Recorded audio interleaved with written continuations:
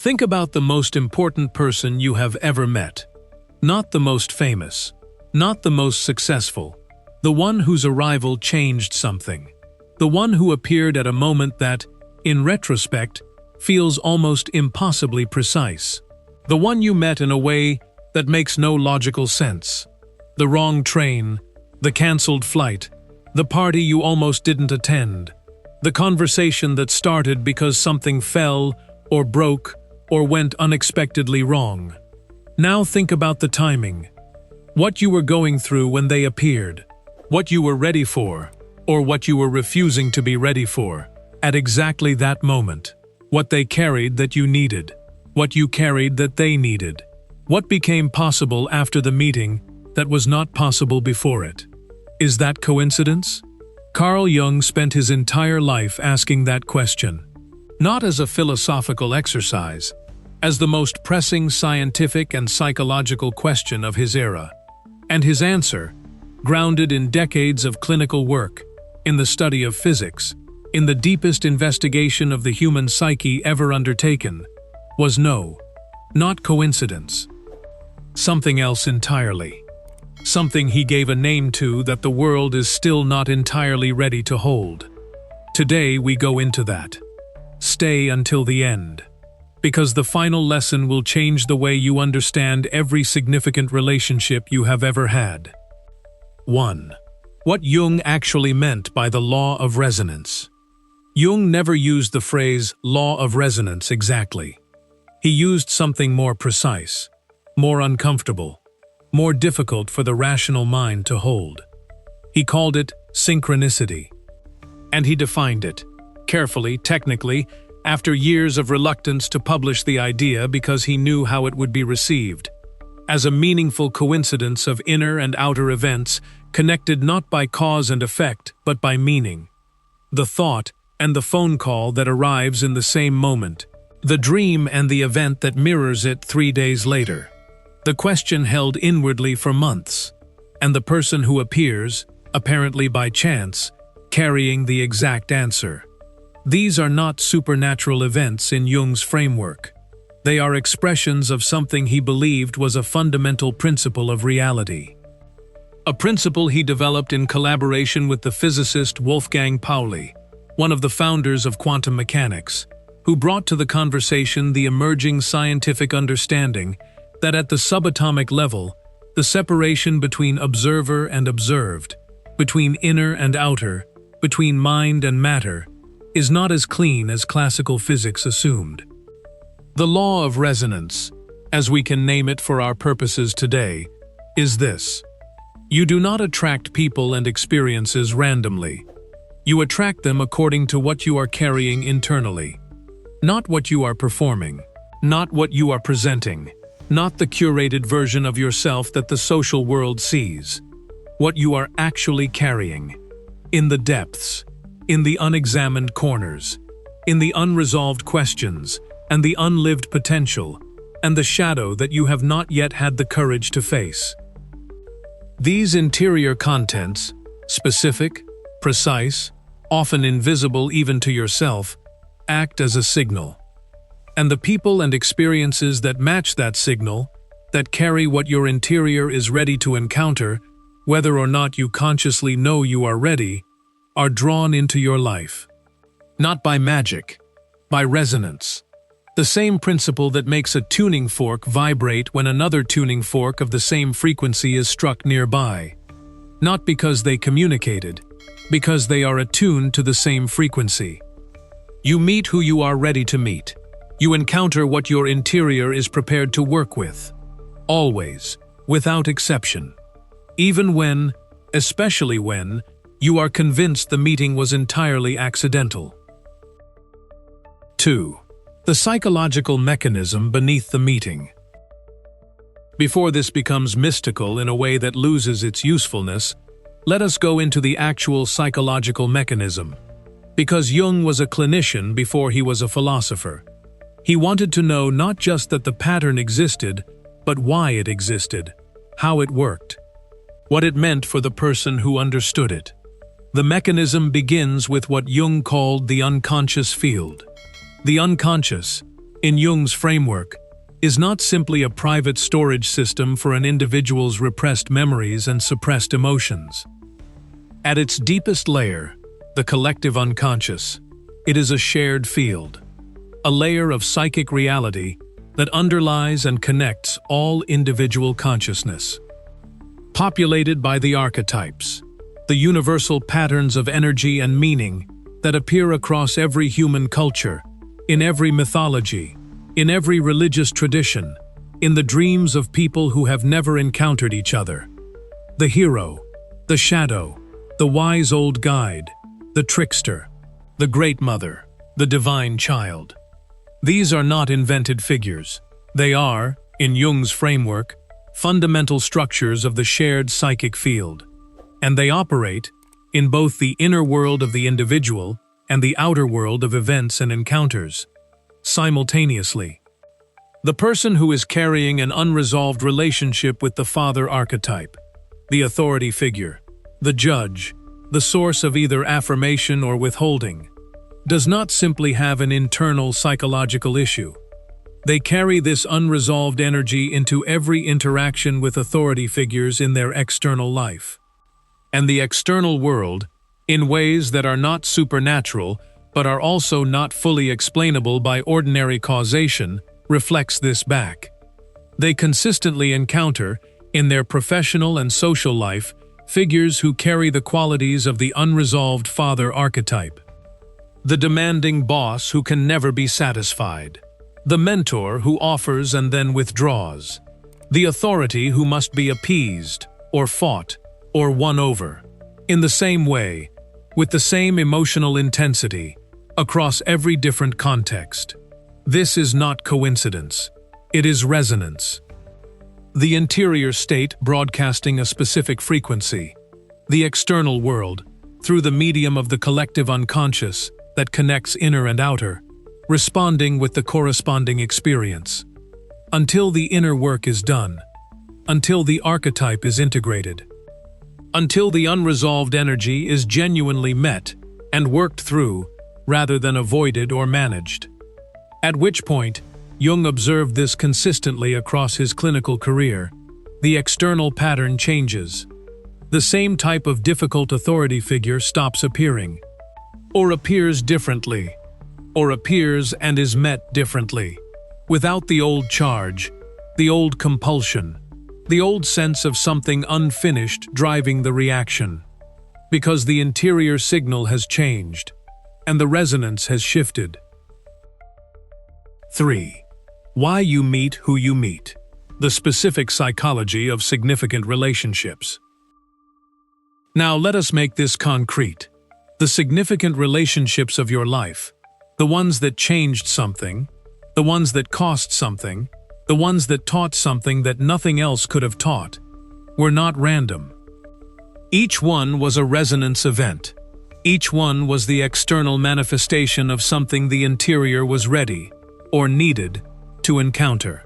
This is not always comfortable to accept, because it means that the difficult relationships, the ones that hurt most, the ones that seemed most unfair, the ones that you have spent years wishing had gone differently, were also resonance events, were also encounters with something the interior was carrying that needed to be met. Not as punishment, not as bad luck, not as evidence of fundamental unlovability or irredeemable poor judgment. As information, as material, as the specific, costly, often painful education, in whatever it was that the internal unresolved pattern needed to make visible. Let us go through the specific types. The person who mirrors your shadow. Jung's concept of the shadow, the parts of yourself you have suppressed, denied, and refused, is directly relevant to this pattern. The person who triggers you most strongly, who produces a reaction that is clearly disproportionate to what they actually did, whose specific qualities make you irrationally angry or contemptuous or anxious, is almost always carrying something from your own shadow. Something you have refused in yourself. The quality you most despise in them is frequently the quality you have most completely suppressed in yourself.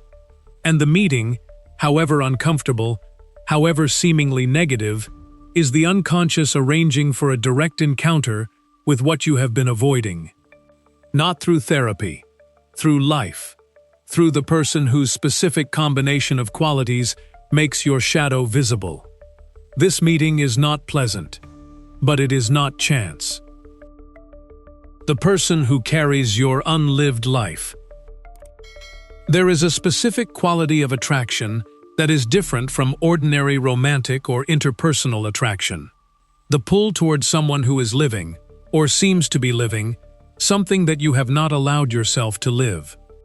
The free spirit who appears in the life of the person who has been too controlled. The disciplined achiever who appears in the life of the person who has been too controlled.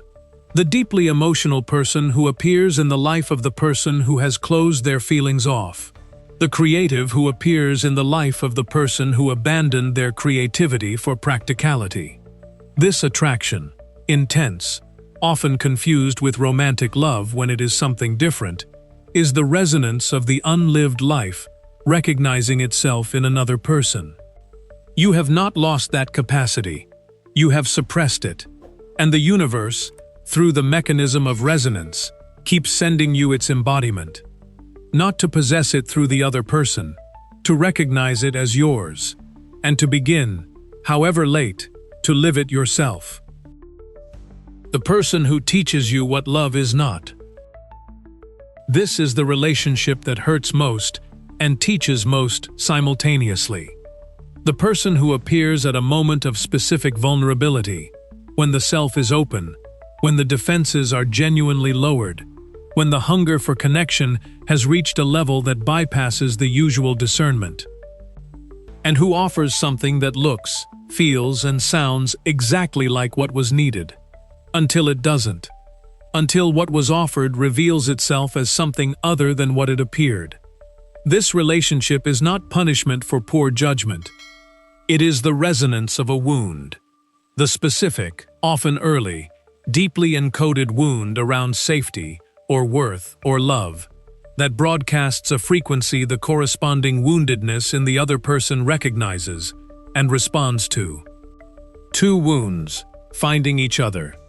With the genuine hope, on both sides often, that the meeting will somehow heal what each is carrying. It usually cannot. Not because people are bad, because wounds cannot heal each other. Only genuine interior work heals wounds. But the meeting, however costly, reveals the wound with a clarity that nothing else could have produced. And the wound, clearly seen, can finally be worked with. This is the gift hidden inside the most painful resonance event.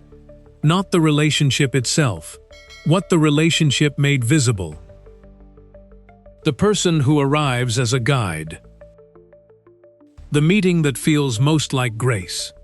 The person who appears at the exact moment of a genuine question, when the interior is genuinely open, genuinely searching, genuinely ready to receive something it could not have received earlier, and who carries exactly what was needed. Not always through formal teaching, sometimes through conversation, through a book they recommended, through the quality of their presence, the demonstration that a certain way of being is possible. This meeting is not magic. It is resonance of a different kind. The interior that has done enough work to be genuinely ready for the next thing, broadcasting a frequency that the guide recognizes as the frequency of genuine readiness, and responding to it. Jung called this the activation of the wise old guide archetype. The interior readiness calling forth, through the mechanism of resonance, its corresponding external manifestation, not from nowhere, from the collective field that connects inner and outer when the inner is genuinely prepared to receive. 4. The quantum connection. Why even physics points here. Jung's collaboration with Wolfgang Pauli was not accidental. And it was not simply two brilliant men finding each other interesting across disciplinary lines. It was the recognition, on both sides, that the strange, counterintuitive findings of quantum physics and the strange, counterintuitive findings of depth psychology were pointing at the same thing: the collapse of the clean separation between observer and observed. In quantum mechanics, in the specific, technically established findings of the double-slit experiment and the phenomena of quantum entanglement, the behavior of particles at the subatomic level is not independent of observation. The act of measuring, of directing conscious attention toward a quantum system, changes what the system does, not as a measurement error, as a fundamental principle of how reality operates at the most fundamental level. The observer and the observed are not separate. They are entangled, and quantum entanglement, the phenomenon in which two particles, once connected, remain instantaneously correlated regardless of the distance between them, demonstrates that the separation of things in space is not as absolute as classical physics assumed. Jung saw in these findings the scientific correlate of what he was observing clinically: that the interior, the psychic state of the individual, and the exterior, the events and encounters of their life, are not as separate as the ordinary waking mind assumes. That they are, at the level of the collective unconscious that underlies both, entangled, connected through meaning rather than through cause and effect, resonating with each other through a principle that is as real as any physical law, even if it operates through a domain that physics has only begun to describe. This is not mysticism. It is the honest recognition that the model of reality that treats inner and outer as completely separate is incomplete, and the person who operates within the incomplete model will consistently fail to understand why their life goes the way it goes. While the person who understands resonance, who takes seriously the connection between what they carry internally and what they encounter externally, has access to the most powerful navigational instrument available. 5. What you are currently broadcasting, and how to change the signal. Here is where this becomes entirely practical. Because the law of resonance is not interesting as theory, it is transformative as practice. If what you encounter externally is a reflection of what you are carrying internally, then the most effective way to change what you encounter is to change what you carry. Not to manipulate the external, not to manage the presentation, not to be more strategic about who you approach and how. To do the interior work that changes the signal itself.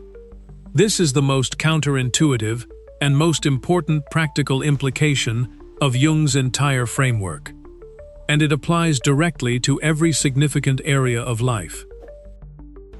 In relationships, if you consistently encounter people who cannot be fully present with you, who are emotionally unavailable, who offer connection and then withdraw, who seem to promise depth and deliver surface, the question Jung would ask is not, "Why do I keep meeting these people?" It is, "What in me resonates with this pattern? Where in the interior is the corresponding unavailability, the corresponding withdrawal, the part of the self that also cannot be fully present, that also offers and then retreats, that also promises depth and protects itself from actually providing it?"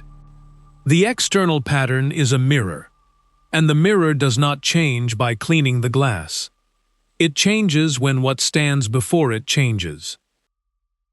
In work and purpose. If you consistently find yourself in environments that do not use what you most have to offer, that require the performance of capacities that are genuine but secondary, while the primary gift goes unexpressed,